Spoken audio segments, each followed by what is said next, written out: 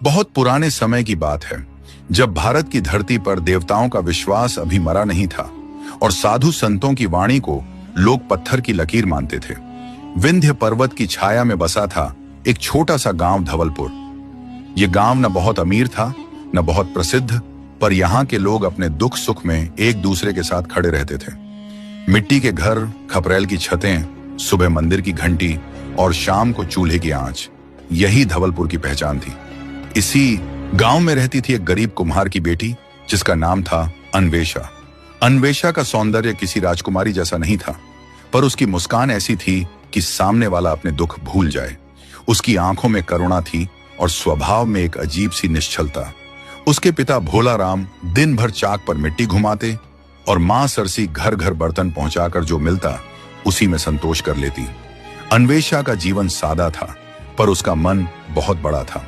वह सुबह उठते ही सबसे पहले गाय को चारा देती, कुत्तों के लिए रोटी निकालती और चिड़ियों के लिए छत पर दाने बिखेर देती। गांव के लोग उसे देखकर हंसते और कहते कि यह लड़की इंसानों से ज्यादा जानवरों से प्रेम करती है। अन्वेषा भी हंसकर जवाब दे देती कि जानवर कम से कम मन में कपट नहीं रखते। गांव के बच्चे उसे छेड़ते थे कि तेरा विवाह किसी कुत्ते से ही होगा, और अन्वेषा ठहाका लगाकर कहती थी कि चलेगा, वफादार तो होगा। सब इसे मजाक समझते थे, पर किसी को क्या पता था कि यह हंसी भविष्य की ओर इशारा कर रही है। उसी वर्ष धवलपुर पर एक अजीब संकट आ पड़ा। खेतों की फसल बिना वजह सूखने लगी, कुओं का पानी कड़वा हो गया और रात को गांव के बाहर से रोने जैसी आवाजें आने लगी। कुत्ते बिना कारण भौंकते और पीपल के पेड़ के नीचे अजीब सन्नाटा छाया रहता। लोग डरने लगे और मंदिरों में दिए ज्यादा जलने लगे। तभी एक दिन गांव में बागेश्वर बाबा नाम का एक अजीब आदमी आया। उसकी आंखें लाल थीं, दाढ़ी बिखरी हुई और आवाज में रहस्य।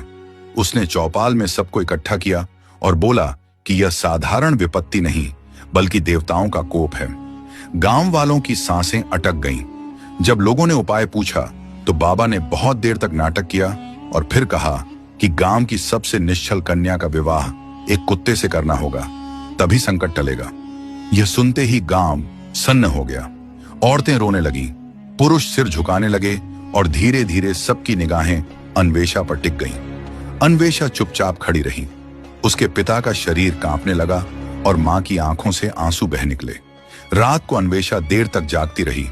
बाहर कुत्तों की आवाजें आ रही थीं और आधा चांद बादलों में छिपा हुआ था। बहुत सोचने के बाद उसने मन ही मन निश्चय किया कि अगर उसके एक निर्णय से पूरा गांव बच सकता है तो वह पीछे नहीं हटेगी। सुबह उसने माता पिता के चरण छुए और शांत स्वर में कहा कि वह विवाह के लिए तैयार है। माता पिता फूट फूट कर रो पड़े, पर अन्वेषा के चेहरे पर डर नहीं था, सिर्फ एक अजीब सी शांति थी, जैसे कोई अनदेखी शक्ति उसे आगे बढ़ा रही हो। किसी को नहीं पता था कि यह निर्णय केवल गांव की नहीं, बल्कि स्वयं अन्वेषा के भाग्य की सबसे बड़ी परीक्षा बनने वाला था। अन्वेषा के निर्णय की खबर पूरे धवलपुर में आग की तरह फैल गई। कोई दया से सिर हिलाने लगा, कोई डर से, और कोई मन ही मन यह सोचकर हंसने लगा कि ऐसा विवाह तो उन्होंने न सुना था न देखा था। बागेश्वर बाबा ने तुरंत मुहूर्त निकाला और कहा कि विलंब करने से देवता और क्रोधित हो सकते हैं। गांव के लोग मन मसोस कर तैयारियों में जुट गए। जिस कुत्ते को दूल्हा बनना था वह कोई आवारा नहीं, बल्कि मंदिर के पास रहने वाला काला शांत स्वभाव का कुत्ता था। गांव वाले उसे पहले से ही कालू कहकर बुलाते थे। कालू न भौंकता ज्यादा था न काटता, बस बड़ी गंभीर आंखों से सबको देखा करता था, मानो बहुत कुछ जानता हो। विवाह के दिन कालू को नहलाया गया।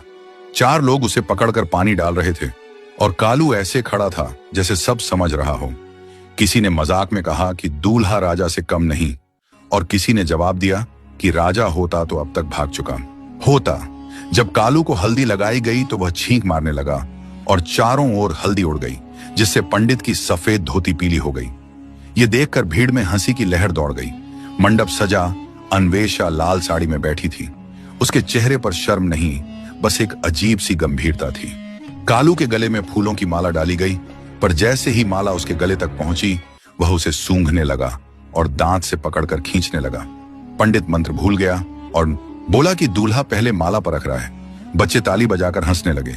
फेरे के समय कालू बार बार बैठ जाता और अन्वेषा उसे प्यार से उठाती। कोई बोला कि दूल्हा थक गया है, कोई बोला कि यह तो बहुत सोच समझकर कदम रख रहा है।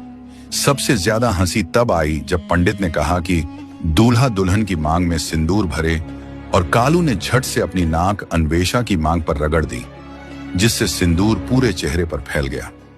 औरतें हंसते हंसते पेट पकड़ने लगी। विवाह पूरा हुआ और अजीब बात यह थी कि उसी दिन से गांव का माहौल बदलने लगा। रात को कोई डरावनी आवाज नहीं आई, कुत्ते शांत रहे और अगले ही दिन कुएं का पानी साफ दिखने लगा। लोग हैरान थे। अन्वेषा अपने घर कालू के साथ आई। उसने कालू के लिए अलग थाली निकाली, अपने हाथ से रोटी तोड़ी और उसे खिलाई। कालू ने पहली बार उसकी आंखों में देखा और पूंछ हिलाई। उस पल अन्वेषा को ऐसा लगा जैसे वह किसी इंसान को देख रही हो। रात को जब सब सो गए, कालू आंगन में बैठकर छात की ओर देखने लगा और उसके गले से अजीब सी करुण आवाज निकली। अन्वेषा का मन कांप उठा। उसे पहली बार लगा कि यह कुत्ता साधारण नहीं है। अगले दिनों में कालू का व्यवहार और भी अजीब होने लगा। वह अन्वेषा के दुख में चुपचाप पास बैठता, उसकी हंसी में पूंछ हिलाता, और जब कोई उसे ताना मारता तो कालू उनके सामने दीवार बनकर खड़ा हो जाता। गांव वाले कहते कि ऐसा समझदार कुत्ता उन्होंने कभी नहीं देखा। कुछ लोग डरने भी लगे कि कहीं बाबा की बात सच न हो। अन्वेषा के मन में अब हंसी के साथ साथ रहस्य भी घर करने लगा था।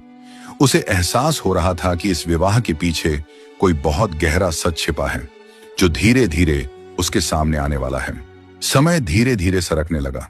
धवलपुर में अब लोग अन्वेषा को दया से नहीं, सम्मान से देखने लगे थे। जहां पहले उसके नाम के साथ हंसी जुड़ी थी, अब वहां अजीब सा भरोसा था। लोग कहते कि उस लड़की ने गांव के लिए अपना जीवन दांव पर लगा दिया। कालू अब पूरे गांव का प्रिय बन चुका था। बच्चे उसकी पीठ पर हाथ फेरते, बूढ़े उसे देखकर कहते कि इसमें इंसानी समझ है। अन्वेषा के मन में भी डर कम होने लगा था। वह कालू को पति की तरह नहीं, पर एक ऐसे साथी की तरह देखने लगी थी जो बिना बोले सब समझ लेता है। एक रात अमावस्या थी। आसमान में तारे नहीं थे और हवा में एक अनजाना बोझ था। अन्वेषा आंगन में दिया जला रही थी। तभी उसे लगा जैसे कोई उसे देख रहा है। अचानक सामने वही बूढ़ा साधु प्रकट हुआ, जिसकी आंखों में गहराई और चेहरे पर तेज था। साधु ने कहा कि वह बहुत समय से इस घर को देख रहा था। अन्वेषा घबरा गई, पर साधु की आवाज में डर नहीं, करुणा थी। साधु ने बताया कि कालू कोई साधारण कुत्ता नहीं, बल्कि प्राचीन काल का एक राजकुमार है, जिसे अपने अहंकार के कारण देवताओं का श्राप मिला था। उसे कहा गया था कि वह पशु रूप में तब तक रहेगा जब तक कोई स्त्री उसे बिना स्वार्थ और भय के अपना न ले। अन्वेषा ने यह सुनकर कोई प्रश्न नहीं किया। उसने बस साधु से पूछा कि क्या कालू को इस जीवन में सुख मिलेगा। साधु मुस्कुराया और बोला कि यह सब अन्वेषा के प्रेम पर निर्भर है। जाते जाते साधु ने चेतावनी दी कि आने वाले दिनों में अन्वेषा की परीक्षा होगी। अगली सुबह गांव में एक अफवाह फैल गई कि कालू मनुष्य था। कुछ लोग हंसे, कुछ डरे और कुछ बोले कि यह सब अन्वेषा के भाग्य का खेल है। उसी दिन एक व्यापारी गांव में आया, जिसने अन्वेषा को देखा और कहा कि इतनी सुंदर लड़की को कुत्ते के साथ नहीं रहना चाहिए। उसने धन और सुख का लालच दिया। यह अन्वेषा की पहली परीक्षा थी। अन्वेषा ने बिना झिझक मना कर दिया और कहा कि उसका भाग्य वही है जो उसने स्वीकार किया है। उस रात कालू ने पहली बार अन्वेषा के हाथ चाटे और उसकी आंखों से आंसू बह निकले। अन्वेषा समझ गई कि उसका प्रेम धीरे धीरे किसी बड़े सत्य को जन्म दे रहा है, पर यह रास्ता आसान नहीं होने वाला। साधु के जाने के बाद धवलपुर में अजीब सी हलचल फैल गई। कुछ लोग अन्वेषा को देवी मानने लगे, तो कुछ उसे अपशकुन कहकर मुंह मोड़ने लगे। पर अन्वेषा अपने काम में लगी रही। वह सुबह कालू के साथ तालाब जाती, उसके लिए अपने हाथों से रोटी बनाती और उससे ऐसे बातें करती जैसे वह सचमुच सब समझता हो। कालू भी जैसे बदल गया था। वह बच्चों की शरारतों में शामिल होने लगा। कभी किसी की पगड़ी खींचकर भाग जाता, कभी सबके सामने बैठकर ऐसे सिर हिलाता मानो पंचायत में राय दे रहा हो। एक बार तो गांव के सरपंच की धोती खींच ली और पूरा चौपाल हंसी से गूंज उठा।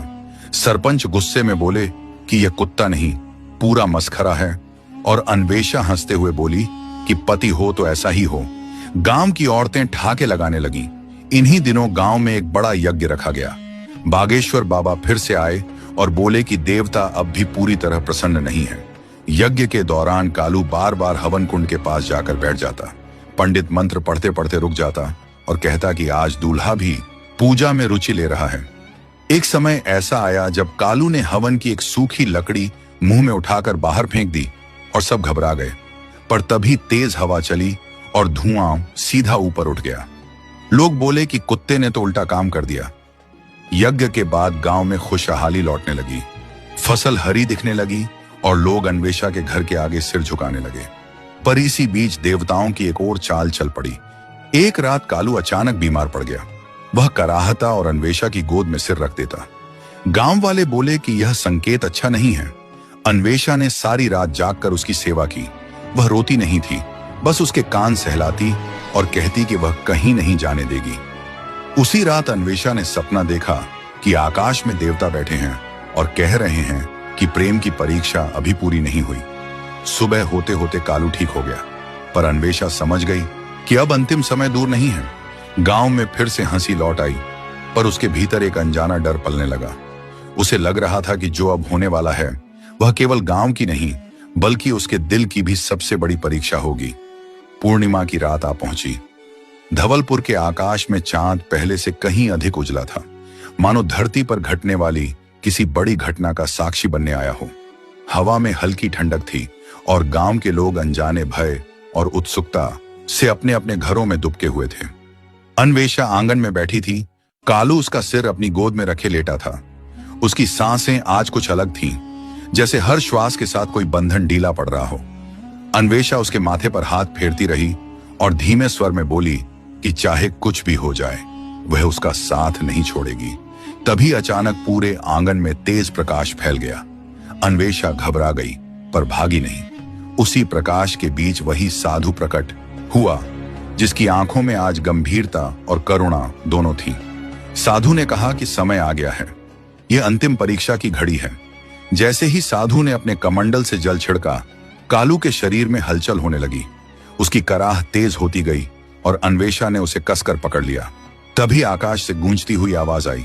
देवता बोले कि श्राप टूट रहा है, पर उसका मूल्य चुकाना होगा। कालू का शरीर धीरे धीरे बदलने लगा और कुछ ही क्षणों में अन्वेषा की गोद में एक मनुष्य लेटा था। वह तेजस्वी, शांत और गंभीर था, वही श्रापित राजकुमार। अन्वेषा की आंखों से आंसू बहने लगे, पर उसके होंठों पर मुस्कान थी। तभी देवताओं की आवाज फिर गूंजी कि राजकुमार अब अपने लोक लौटेगा, क्योंकि उसका उद्धार हो चुका है। यह सुनकर अन्वेषा पहली बार रो पड़ी। उसने कहा कि अगर प्रेम का अंत बिछड़ना है तो ऐसा वरदान उसे स्वीकार नहीं। उसी क्षण साधु ने मुस्कुराकर कहा कि यही वह वचन था जिसकी देवताओं को प्रतीक्षा थी। जो स्त्री अपने सुख से पहले प्रेम को रखे वही सबसे बड़ी परीक्षा में सफल होती है। आकाश में प्रकाश और तेज हो गया और देवताओं ने घोषणा की कि राजकुमार को मनुष्य लोक में रहने की अनुमति दी जाती है, क्योंकि उसने प्रेम का सच्चा स्वरूप देख लिया है। प्रकाश शांत हुआ। धवलपुर के लोग अपने घरों से बाहर निकल आए। उन्होंने देखा कि अन्वेषा के आंगन में एक पुरुष खड़ा है, पर उसकी आंखों में वही अपनापन था जो कभी कालू की आंखों में दिखता था। गांव में हंसी और आश्चर्य की लहर दौड़ गई। किसी ने कहा कि अच्छा हुआ, अब अन्वेषा को रोज रोटी के साथ हड्डी नहीं रखनी पड़ेगी। कोई बोला कि कुत्ता दूल्हा इंसान बन गया। यह तो कहानी नहीं, चमत्कार है। अन्वेषा हंसते हुए रो रही थी। उसके जीवन में अब धन नहीं आया था, पर प्रेम और सम्मान भर गया था। राजकुमार ने कहा कि वह राज्य नहीं बल्कि अन्वेषा के साथ साधारण जीवन चुनेगा, क्योंकि सच्चा सुख वही है जहां प्रेम है। धवलपुर में फिर से शांति लौट आई। खेत हरे हो गए, कुएं मीठे हो गए और लोग इस कथा को पीढ़ियों तक सुनाते रहे कि कैसे एक गरीब लड़की ने बिना डर और स्वार्थ के प्रेम किया और एक श्राप को वरदान में बदल दिया। इस लोक कथा का यही संदेश रहा कि सच्चा प्रेम रूप धन और पद नहीं देखता, वह केवल हृदय की सच्चाई पहचानता है।